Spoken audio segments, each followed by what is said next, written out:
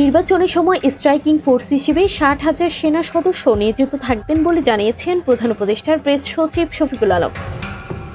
সোমবার দুপুরে রাজধানীর ফরেন সার্ভিস একাডেমিতে আয়োজিত এক ব্রিফিংয়ে এই কথা জানান তিনি। নির্বাচনকে কেন্দ্র করে আইন শৃঙ্খলা পরিস্থিতি নিয়ে বিভিন্ন স্টেক হোল্ডারদের সঙ্গে দ্বিতীয়বারের মতো বৈঠক করেন প্রধান উপদেষ্টা। বৈঠক শেষে এই বিষয়ে ব্রিফ করেন প্রেস সচিব।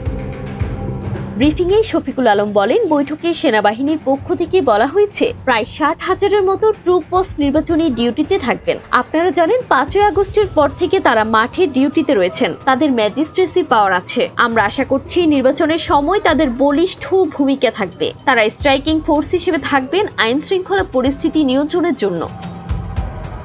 এক প্রশ্নের উত্তরে তিনি বলেন, আমাদের ইন্টেলিজেন্স এজেন্সিগুলো যেন কাজ জোরদারভাবে করতে পারে এবং নির্বাচনের সময় যেন আমাদের ইন্টেলিজেন্সের কোনো দুর্বলতা না থাকে সেজন্য বলা হয়েছে। এই ক্ষেত্রেও আমাদের কোঅর্ডিনেশন ভালো হয় সেটির কথাও বলা হয়েছে।